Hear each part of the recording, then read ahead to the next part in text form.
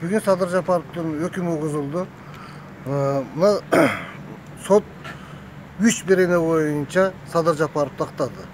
Ал беренелер адам өлтіруге әрекет жасау 113 берене, Қырғыз Республикасының қылмыс жаза кодексінің Қырғыз Республикасының қылмыс жаза кодексінің 341 статьясы бұл бийлик өкілдеріне қарсылық көрсету жана бейбаштық, хулиганчылық 234 статья бойынша 300 статья бойынша ақтады.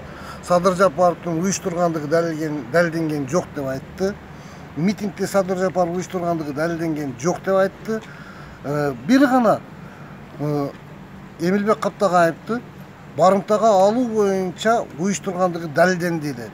Ал эмне менен дәлелденди деген жерине келгенде эч кандай дәлел таба албай, болгону Кенжебек Жумабаев менен Садыр Жапаров телефон аркылуу байланышып, Эмилбек Каптагаевди кармап тур деп айткан деген сөзгө таянды. Бирок соттук териштирүүдө дагы, тергөөдө дагы булардын экөөнүн сүйлөшкөндүгү боюнча телефондук байланыштар алынган жок. Кимдер укканын дагы айткан жок.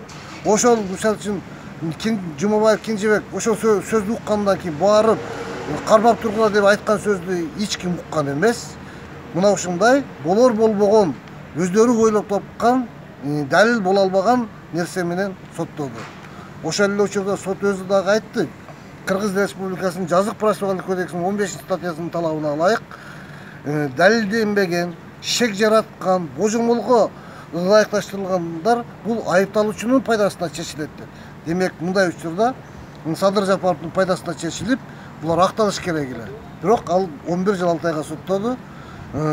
Биз бул чечим менен макул эмеспиз. Биз апелляциялык түрдө 10 күндүн ичинде сөзсүз даттанабыз.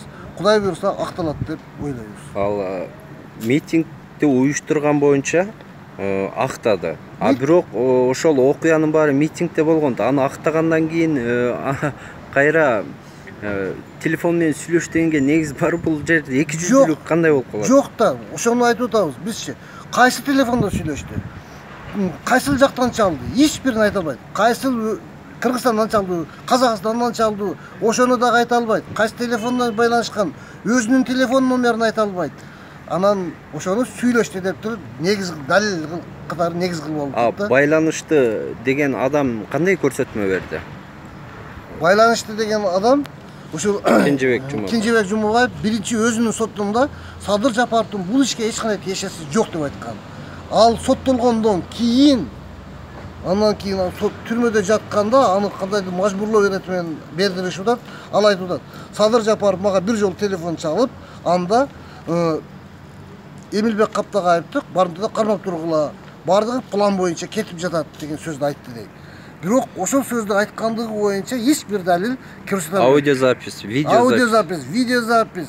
Же болбосо экөөнүн телефондо сүйлөшкөн схемасы дагы жок.